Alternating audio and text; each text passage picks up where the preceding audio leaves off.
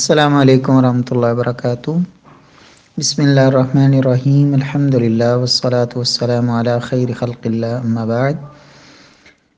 یہ ایک سوال کیا گیا ہے کہ سنت، فرض، واجب، مستحب، مکروہ، تحریمی اور تنزیہی یہ سب کیا ہیں، ان کی تعریف بتا دیں۔ سنت کا لغوی معنی ہوتا ہے طریقہ۔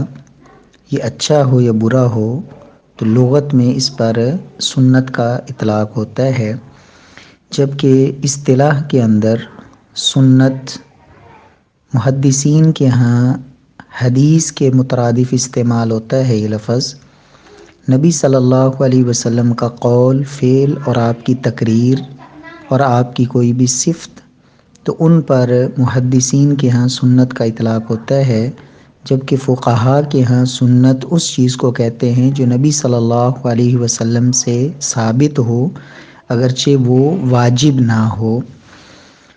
تو سنت کی اہمیت کے حوالے سے قرآن مجید کی نصوص بھی ہیں، نبی صلی اللہ علیہ وسلم کی بے شمار احادیث بھی ہیں۔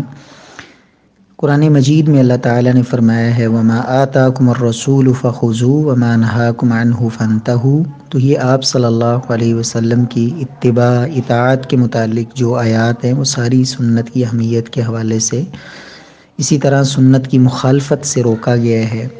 اور نبی صلی اللہ علیہ وسلم کا کوئی بھی ایسا کام جو آپ سے ثابت ہے اس کو سنت کہتے ہیں، اور اسی کو مستحب بھی کہہ دیتے ہیں۔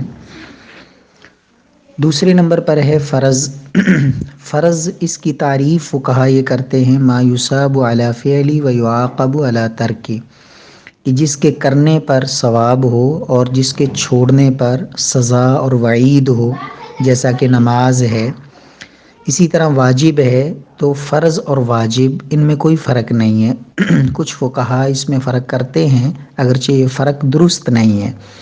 تو صحیح بات یہی ہے کہ جس کی بھی شریعت نے کرنا ضروری قرار دیا ہے اور اس کے چھوڑنے پر سزا ہو، جیسے نماز ہے، تو اس کو فرض کہتے ہیں۔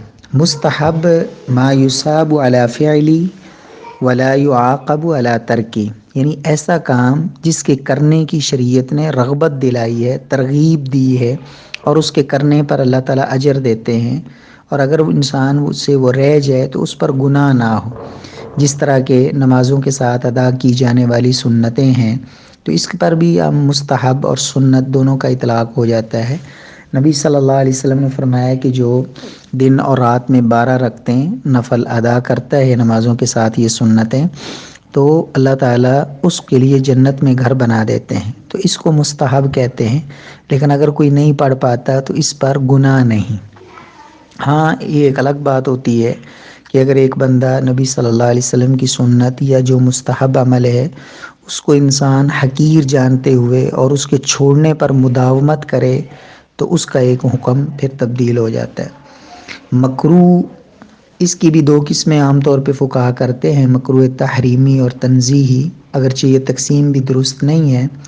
صحیح بات یہ ہے کہ مکروہ اسے کہتے ہیں کہ جس کے چھوڑنے پر ما یثاب علی ترک ولا یعاقب علی فعل، یعنی جس کے چھوڑنے پر اجر دیا جائے اور اس کے کرنے پر گناہ نہ ہو، تو اس کو مکروہ کہتے ہیں۔ یعنی خلاف اولا کہ اس میں اگر انسان وہ چھوڑے تو اس پر اللہ تعالیٰ خوش ہوتے ہیں، راضی ہوتے ہیں، اجر ملتا ہے، لیکن اگر کر لے تو اگرچہ کرنا درست نہ ہو لیکن اس پر گناہ نہ ہو۔ جیسے اس کی مثال آپ یہ کہہ سکتے ہیں مکروہ کی، کہ کھڑے ہو کر پانی پینا، نبی صلی اللہ علیہ وسلم نے اس سے منع فرمایا ہے، تو کھڑے ہو کر پانی پینا نہیں چاہیے، بہتر یہ ہے۔ لیکن اگر کوئی پی لیتا ہے تو ہم کہہ سکتے ہیں کہ یہ گنجائش ہے، اس کو خلاف اولا کہتے ہیں۔ تو کاری لکم قیل وقال، حدیث کے اندر جس طرح کیا ہے کہ انسان کا گفتگو کرنا، فضول گفتگو کرنا، تو یہ بھی اسی کراہت اور مکروہ کے زمرے میں آتا ہے۔ واللہ تعالی اعلم۔ السلام علیکم ورحمۃ اللہ وبرکاتہ۔